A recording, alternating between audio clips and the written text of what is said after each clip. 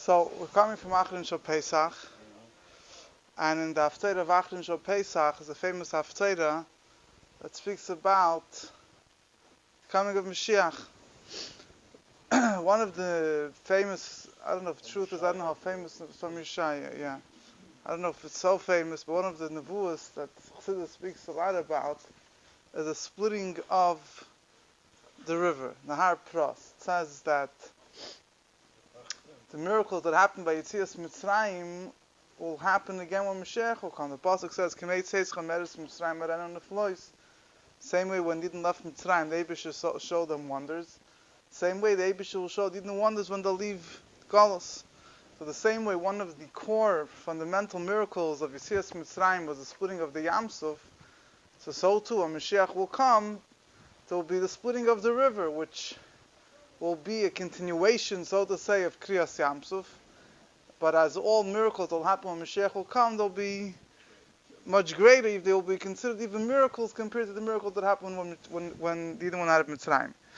Now, if you learn the Pshat of the Psukim, in the context that the Pshuta Yishal Mikra, the simple meaning of the Pasuk, is that the Haftarah is that the Nevu and Yeshaya over there, it's the end of Kapitel Yud, it goes through, down a few pages, is that Sancheiriv, the king of Ashur, exiled, he was a world conqueror, he conquered the 10 tribes, and he came to Yerushalayim, he was about to conquer Yerushalayim, and the night of Pesach he died. And, not he died, he had 185,000 troops, I think they all died in one night. There's a few opinions how many were left over, 10, 9, 5, 14, not too many. Huh? 3 soldiers. So I saw other days, I don't know if it's a Medrash in the Gemara, I forget now, that there was, how many, there was 10 were left, there's different opinions, 5, Nar Yichtavim, Shnaim Shloish. Out of how many? 185,000, I think. I don't know, whatever, I didn't go through all the numbers. And the point is, that the Pasuk says, Eibusher promised, that everything will be okay. But then the question is, what about those Yidden who were already exiled? What's going to happen with them? Now, the kingdom of Yisrael, the 10 tribes, were already exiled, which was their separate kingdom. Not Shavna's people. No, it wasn't. It was Shavna himself was... the Gemara says that Shavna left, and his people were about to follow him, and Gavriel closed the door. So Shavna comes out alone. So they asked him, what happened to you?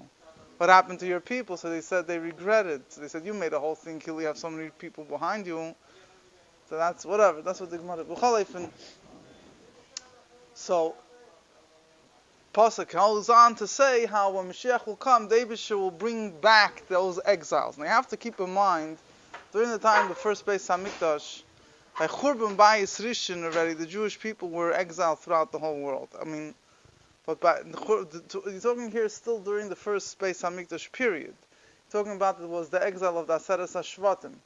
So then they were exiled wherever it was. So the Pasuk mentions 7 or 8 really different places, Ashur and Pasres and Mitzrayim, different places that they were exiled. It says, what are going to happen with those Jews? When Mashiach will come, the Eibusher will bring them back. And in order to express how miraculous, how easy their return to Eretz Yisrael will be, it says the Eibusher will take the Eibusher will, first of all, he'll dry up the Nile. The Nile, the Yam Suf, whatever. The Persians say it's a Nilis. The Nile River will become dried up, so the Yidden from Mitzrayim will go straight to Eretz Yisrael. Those that are in Ashur and other places, across the Euphrates River, the Eibusher will split the river into 7 parts, and they'll go to Eretz Yisrael. Why punct number 7? So in the simple meaning of the Pasuk was there's 7 exiles, besides Yihayam, besides the islands of the sea. There's Ashur, Mitzrayim, Pasuk. Even in the Haftarah we said yesterday. All 7. There's really 8, but Irach's Yihayam, the islands of the sea, are not, they're going to have a different route. So that's also one of the reasons in Pshat why we say the Haftarah on Achron Shal Pesach, because it speaks about the Achron Shal Pesach, and the simple meaning of things is the second Yom Tov, the Yom Tov Sheni Shal Goliath of Shvi Shal Pesach. It's the second day Shishol Pesach. So we say that after it speaks about the splitting of the Yor, which it says, it will be a pathway like the Yidden had when they left Mitzrayim. In other words, it's not connected to the laning, it's connected more to the day. It's connected with the, I mean, The laning also. the laning is Pesach, also, but yeah. About Shvishel Pesach. Shvishel Pesach was the day before. I mean, also, that's one of the, okay, right. Whatever. So that's in Pesach. That's I mean, that's as in Yoni Shal Yoim, Shishol Pesach is. Those are Yeah. Good. So, fine. So now, Chassidus discusses this a lot, and there's a number of details here. It's very. I mean, the truth is, it's very fascinating haftarah. There's many details here, but there's a number of points. Chassidus speaks a lot about. A lot of it is. I don't want to get too deep because it's heavy inyanim of Chassidus over here. But there's a number of things that Chassidus asks. First of all, by Kriyas Yamsuf it says that Eibush split the sea. Yamsuf. Here it says that the L'shen Yam Mitzrayim, the sea of Mitzrayim, which is the Nile, will be dried up. It doesn't even say it will be split, it will be completely dried up. And the Nahar Pras, Euphrates River, will be split. So why there was a sea that was split, and when Moshiach will come, be the river, the Nahar Pras. So that's one thing. What's the difference? Also, another famous question is the Kutei Torah and the Maimer Fein Ifyoda. He speaks to that. The whole Hamshich of Reb Marash. V'hechrim l'ataf Shlam Med Aleph. So in the Kutei, So in the Kutei Torah, he already asks the question: why, when they went out of Mitzrayim, there was 12. The Yams was put into 12 parts. Each Shevet had their own. Pathway. And when Moshiach will come, it will be split into 7. Except is 7. So in Pshat, it's because that's the 7 exiles. But still, what's up is 7? Another difference. Another difference is that by Kriyas Yamsuf it says, Eibush told Moshe Rabbeinu, you should live at the Harim Esmatcha, lift up your staff and spread out your hand on the river and split it by Lasad Lavu. Moshiach will come. It says Hashem will lift up his hand on the river. It doesn't mention a thing about lifting up the staff. Why is the staff missing? So the stecken, the stick. So the general point Chassidus explains is that first of all, we have to understand what's the purpose of splitting of the river. So the same question really is by Kriyas Yamsuf. What was the purpose of Kriyas Yamsuf? What was Kriyas Yamsuf? In order to save the Yidden from the Egyptians, to get rid of the Egyptians, maybe she could have brought a flood to Mitzrayim. He could have they all died out in one day. One of the Drachim. But what I'm saying, what? Never kannst doch verstehen.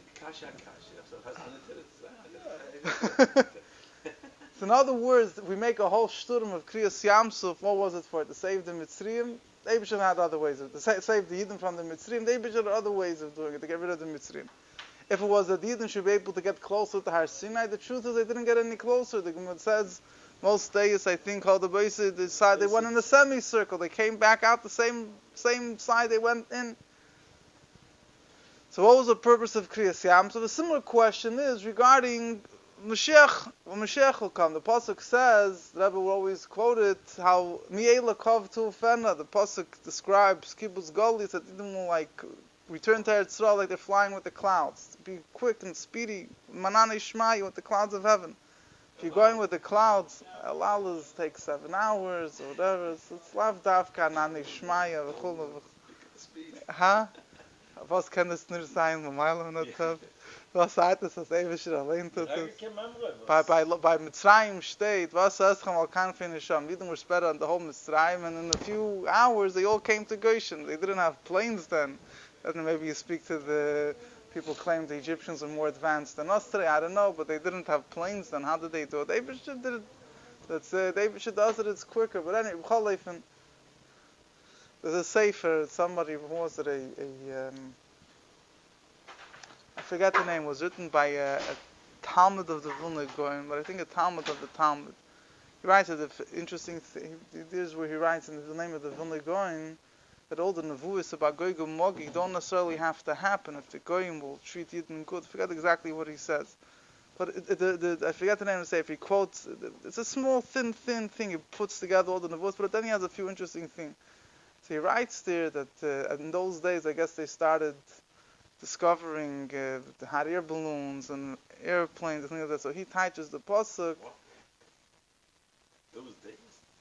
Let's say 100 years ago. Oh, he When the guy wrote the Sefer, I think he was. I don't think it was a direct Talmud. Maybe it was son of a Talmud. I forgot what it was. But he's writing over there. I think it describes it. The pasuk Miela Kav to Ufena, how to fly with like clouds. So he discusses the. He says he wants to touch it. Derech HaTeva could be the planes. In other words, you have today. There's a movement, huh? No, in other words, you have. I'll explain to you. I'll explain to you. I don't want to get into this discussion. Once you already started, I'll just say one word. There's a sefer that you can get it today for free on Hebrew books called Vasher Tavoyna Yagidu. The name of the sefer written recently. And he tries to bring down how many nevuos that the Chachamim prophesies. He also brings down, he quotes the Sefer about the airplane. The Chachamim prophesies at the end of days, like that the Eretz Yisrael will give out koloskois or klei milas, ready-made food and clothes, and similar things. He wants to connect it with modern scientific advancements. Now, truth is, okay, fine. In other words, the Rebbe already quoted the Zohar, how the advancement of modern science is a preparation for the Eluf Hashir, the 7th millennium, the famous Zohar about the Mabul, the 7th. But so the point of this, if you want to say the Moshe, there's also there's a famous Gemara Medrash about the. Pasuk says there'll be a river will come out from the Kodesh HaKadoshim, and on the sides of the river will grow different fruits, and every month will give out new fruit, and Eden will eat from it, and they'll eat from the fruits on the leaves, and they'll be healed. So it'll be miraculous medicine. So there's a sefer, Teiras Chaim, a famous sefer in Sanhedrin. He writes different biurim, or the one biur. He says Derech HaRemez, he says that this means that there will be a shefa of chachma, of wisdom that will come from the Eibishter, that people will figure out completely new ways of medicine and healing. So in other words, the word is, if a person wants to say that modern advancement, modern scientific milestones are part of the process connected to some type of natural, they're mirroring in the Derech HaTeva, the things of the Gula, fine. But sof kol sof, the nyanim of the Gula are betzim l'mayla miderech HaTeva. So it's important to keep in mind, we're not saying that Eretz will give out ready-made food is because they'll figure out a way of making hydroponics or they'll genetically modify seeds in the way that they're able to grow right away. That's a nice thing, but obviously the point here is on a much deeper level. It means that the nature of the world itself will be a vessel for something higher than nature.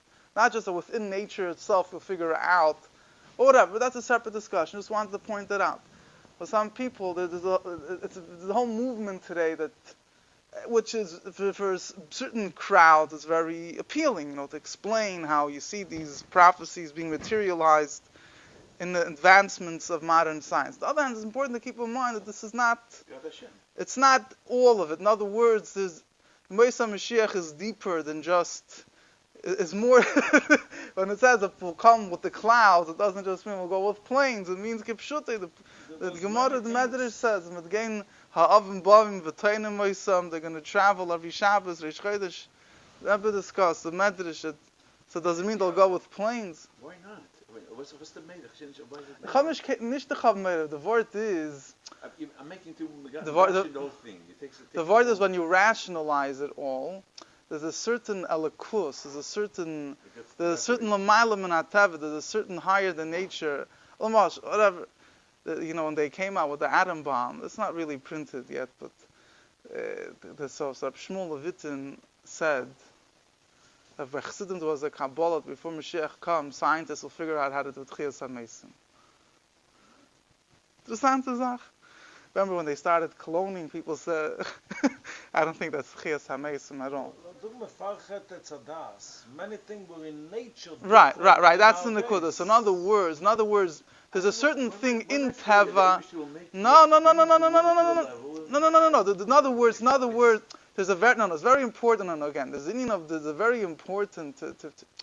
In other words, Lumashal, the Rebbe explains that the Rambam's approach, Elam Kimin Hagim Noyig, is very important because you want to bring out how the world itself, nature itself, won't have to be destroyed. You won't have to remake the world in order for it to be a vessel for the revelations of Mashiach. Within the world itself, within the, you'll have these things. But on the other hand, the Rambam is not saying these the Rambam is saying something different, that the world won't change. But in other words, the Rambam is using the approach that we're not trying to overpower the world with something higher than nature. So there is a very strong advantage, but at the same time, what happens is that there's a certain bleak gvul that when everything becomes rationalized and you could, and it becomes a scientific thing, so then the miraculous aspect of it is missing. In other words, K'mei Seischa, the Rebbe speaks, my Morish, I don't want to get into it, but yeah, if you look in K'mei Seischa, Tavshin Yud Beis and Tavshin Lamed Ches, the Rebbe speaks there about what's Pshat Arenu Neflois, and Moshiach will show you the wonders. So he discusses the Inyanim of Neis and Teva, Nisum Shar, and clothed in Teva. And the Rebbe says the Chiddush is that the Teva will be a Keli for what's higher than Teva. The Teva, the nature won't. This is over there, and that's the thing, over there, is that even things that mamish appear to be in Gashmis, it looks like that also. Over there, there's really Nisan. It's so right. It's so covered. Right. But it's just a little close. And that's not. Of course, Teva is Elikus. But in other words, there has to be bleak. In other words, to see that is bleak vul, and that's not just a natural. In other words, the Rebbe says like this. The Rebbe says, what's the advantage of a nace that gets enclosed in Teva? I think this is in K'mei Seischa, one of the Tavshin Lamed Ches, but I think the Rebbe says, what's the advantage of a nace that's enclosed in Teva? Because let's say a person was sick, and he was healed because he found the medicine. You understand what happened. But when you have a miracle that takes place, and the person was sick, and all of a sudden he so from one hand, there's an advantage that you experience something higher than nature. The other hand, the disadvantage is you only see that there is something higher than nature. You don't understand what happened. You don't understand you can't put together what happened. First of all, Moshiach's. One second, let me just. So the Rebbe said by Kriyas Yamsuf, when we said Zeh Keli, that the miracle took place, but at the same time, you were able to understand, not only there was a miracle taking place, they were able to understand the revelation that was causing the miracle to take place. That's what they said, Zeh Keli, this is the Eibusha, they're able to understand it. So the Rebbe says, when Mashiach will come, there will be a chibur of both. To say, so you'll see, in other words, there will be in l'mayla min ha'teva. You're going to see how Teva is. You'll see how Teva is man Teva, but it'll be both. You'll also see how l'mayla min ha'teva itself. But the people will be in Teva, it's Teva alone is really. Okay, fine, but I don't. Those my modern. I'm not 100% sure that's the. Could be. Today to go to Tzisol, we go on a plane. It takes 10 hours. Moshiach is coming. We go on the plane. It'll take us half an hour. On no plane whatsoever. We're going to go on the mountain. With Amola comes a cloud within 5 minutes. I have to. They just revealed now that America has something that could travel much greater, I think 3 or 4 times the speed of light, of the sound. You know how quick it is? 3 or 4 times. Just not in the last week. And fine, let's get back to the thing for B'chol and the Snishna again. Let's. In other words, the Nekuda is that, again, I just want to reiterate, there's a certain Nekuda, of course, if a person, Teva is great, and Teva, the Shadish of Teva, is sometimes even higher than this, and all good and fine. I'm just saying, the approach of everything has to be understood in a rational way, to me, very clearly takes away from, so to say, from the bleakvul. In other words, when that was in K'mei, I don't know the floors, even from Pella main, that there's something which is higher than nature. That's for sure. That is that makes. Talking about that way, it makes a person to work and continuously look. I don't see God. No, so that's why. That's why. No, fine. And Achanami, you're right. But in other words, there's the Indian of understanding the Teva's Elikus. Then there's the Indian that the Eibush also puts Nisim in Teva. The Indian of Ashkacha Pratas L'Mashal, which is a little bit more connected to Teva. It's not Teva. That's a separate Nekuda. But anyway, fine. that's a separate discussion, which I'll leave for the great Mashpim to figure out. But whatever, fine, just throw my 2 cents. Maybe you could change it for more money. But that's anyway. I just want to finish up the Nekuda, getting back to Kiyas Sanor. Chassidus explained like this, and the Nekuda is like this. In terms of Chassidus, you can learn the L'maim L'kutei Torah. I don't want to get lost here in the Chassidish terms, but what is like this? The idea of splitting the sea in simple English means the sea represents something hidden, something concealed, right? A sea covers over the water covers over all the things that are in the sea. Dry land, everything is revealed. The idea of splitting the sea means they take away the separation, things get revealed. In order for them to receive the Torah, they had to go through Kriyas Yamsuf. Kriyas Yamsuf wasn't just a technicality to get rid of the Mitzrayim. It wasn't just a technicality to save the Jewish people, but the purpose of Kriyas Yamsuf was the experience that Yidden had, that they saw godliness when they crossed the Yamsuf, which is the idea of the sea, the Alma Diskasa, the concealed levels of godliness becoming revealed. It says that a maidservant, a non-Jewish maidservant who joined the Jewish people, saw greater revelation of godliness then than Yecheskel Hanavi saw the Merkava. So that was B'kiyas Hayam, by the Yamsuf. Now, when Moshiach will come, will be even a greater thing. Why? Because not by the Yamsuf was a preparation giving of the Torah. What happened by the Torah? When we do a mitzvah, we're able to bring godliness down to this world. Do we see the godliness in the world? No. We could feel it, we could sense it. It's not vividly that we could. When you learn Torah, you understand Torah. You don't necessarily see Torah. When Mashiach will come, Chassidus says the river will split. The river represents understanding, because Nohar, the sea, is the idea of speech.